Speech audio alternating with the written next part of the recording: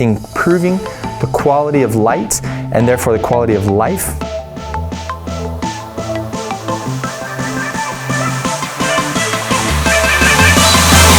Hey, this is Joel Walsman, CEO and Master Electrician of Jefferson Electric. If you've been following our story, you know at this point Jefferson Electric has relocated into a new facility. It's 25,000 square feet.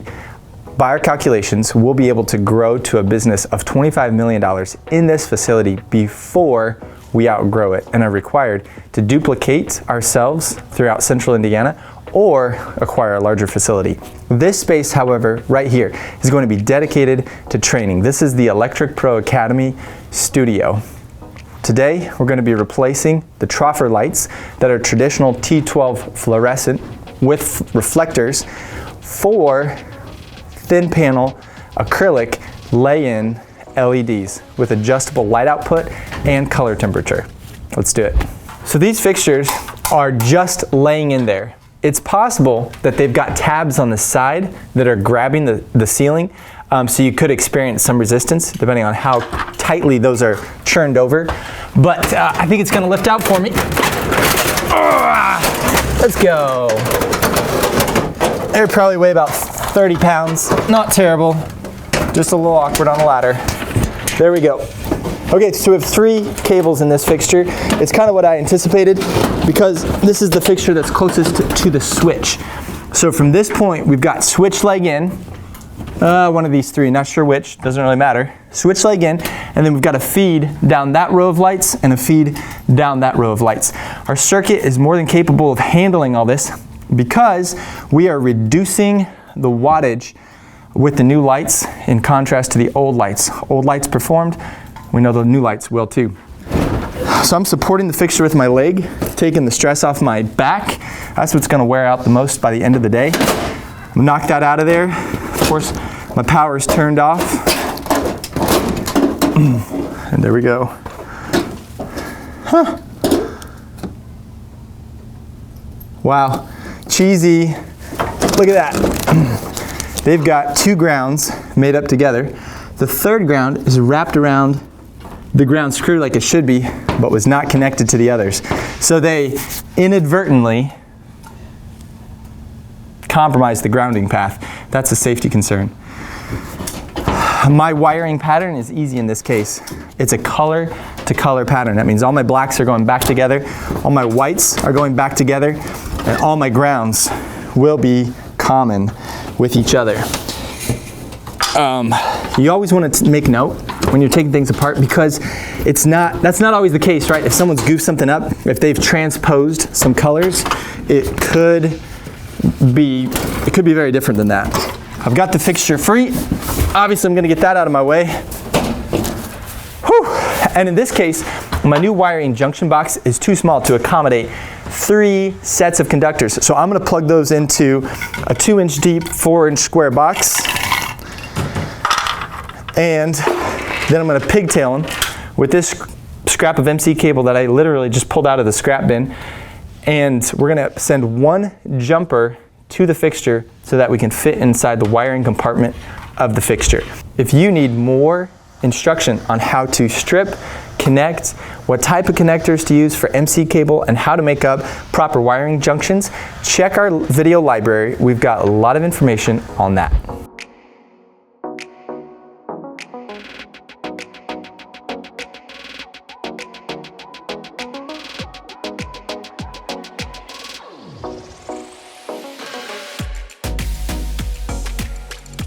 All right, this is what we got. We've got all the whites together, all the blacks together, all the grounds together. By nature of having all the grounds together and then having that one connected to the ground screw, the box is grounded, the jacket with the clamps being tight, lock nuts snug, everything is perpetually, continually connected. You gotta pay attention to these clamps. I'm reusing them, and this one's popped loose. So I wanna make sure everything is seated and snug. Do not death grip the clamps. What you could do is actually damage the wiring inside by compressing it and shorting it against itself. So snug, so there's no movement between the cable and the clamp, but not death grip. So I'm gonna mount this to a metal beam up there such that every J-box should be securely affixed to the building structure. Boom. So we're going to use a beam clamp and a 1/4 bolt to affix this J-box to the steel purlin that's about 2 feet above this drop ceiling. Then we're going to rinse and repeat this down the line, get the fixtures in, and it will look beautiful in here. It'll be a night and day transformation, no exaggeration. Yeah, so we brought the MC cables to fixtures in and out, the whip to this fixture, the switch leg all in one J-box, and now we're going to lay our fixture in. Beautiful.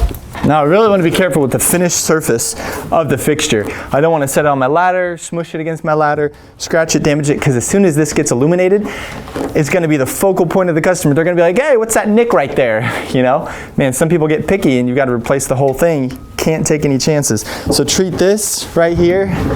This is the breadwinner. This is the money shot. Treat it with care. All right, now you want to be mindful of how you orient your bracket. There's a little offset right there. See that? That has got to slip in, clip in. So this is the outside, and you get that reversed, you really cause yourself a little headache. A little bit of a headache. I'm going to orient my lock nut so my teeth are biting into the plate. I'm going to use the plate itself as my wrench to crank that down if I can. I want that to be snug. All right, now it's time to make up the wiring connections. Match the ends. Again, it's color to color. Just watch that, those stranded wires, that they don't push out.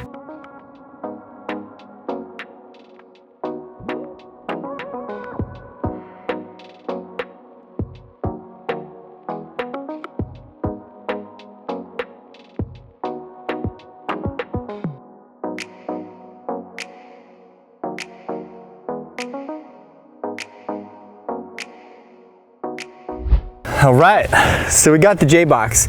It's situated to the purlin here, steel purlin, 1/4 beam clamp, 1/4 bolt right through it. I love it. It's not going anywhere. And we've got plenty of whip length for our fixture to lay in place. I am gonna have to turn it around. And then here are the tabs that I was mentioning on the fixture. Once the fixture is in, you wanna bring those, this one's been bent. There we go.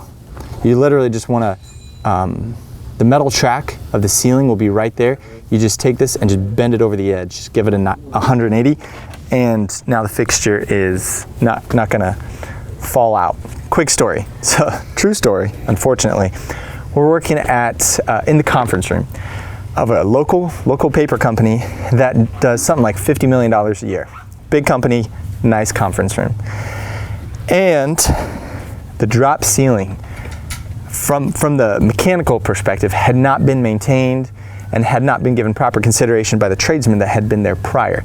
So there was a bunch of stuff laying and sitting on top of the drop ceiling. It was weighted down. Our electricians are working on it, on lighting, upgrading the lighting in there. And as soon as they pull the first light fixture out of the ceiling, I kid you not, it's disrupted enough. It probably is under pressure, so it loses a centerpiece and it just collapses on itself around our guys working in there, and all over the conference room table, chairs, the whole drop ceiling. We're talking about hundreds of pounds with stuff loaded on top of it, just goes boom, and a cloud of dust. I kid you not, less than 60 seconds later, the CEO walks by. He's standing outside of the glass wall looking in at his conference room, and these electricians who are like stunned, like frozen like statues, with this huge mess of drop ceiling around them. And he thankfully, oh man, he could have gone off, but thankfully he just looks, takes about 2 seconds, busts out laughing, and walks off. It was disarming. It was precious. It was genuine. I wish I could have been there. I just heard about it after the fact, but oh my goodness. They were very gracious. The company itself actually took responsibility and apologized to us for the instability of their structure. They recognized our integrity and how we communicated, the forthrightness, and they didn't put any blame on us. So fantastic props to them. And but man, if you're that guy, that's a memory. You're writing to mom about that one. There it is. Okay, so the fixture did get pretty dusty from that fiberglass, but thankfully it'll wipe off with a damp rag just fine. These are nice. These fixtures are adjustable. Well, they have 3 separate color temperatures. That's the color of light output. And they have 3 separate wattage settings. That's going to affect the lumen output, not the efficiency, just the overall lumen output. So you can customize based upon your preference in one fixture, one purchase, one stock item. This is what came out of the ceiling. It's a T8. I think I said T12. It's actually a T8. 8 refers to the diameter of the lamp in eighths of an inch. So this is 8/8 of an inch, right? So T12 is an 1.5 inch diameter, and the efficiency improves as the diameter decreases. So T5 is still a pretty efficient lamp. There's T5, 8, and 12. There might be some others. And then of course there are the U-shaped. Man, those are really hard to bend on the EMT bender. But we're just gonna pull these lamps and ballasts out and throw these fixtures in the recycle bin. We've got quite a bit to go out right now. We capture probably about 10 grand a year from recycling. It's not crazy town, but we've got to get rid of it somehow, and that's copper, aluminum, and steel recycling. That's a good way to do it.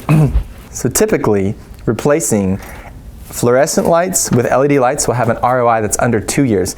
If the installation is easy, there are not a lot of obstructions or obstacles, there are not special lifts required, then it could be under 1 year. Particularly if there are utility rebates connected, it can be under 6 months.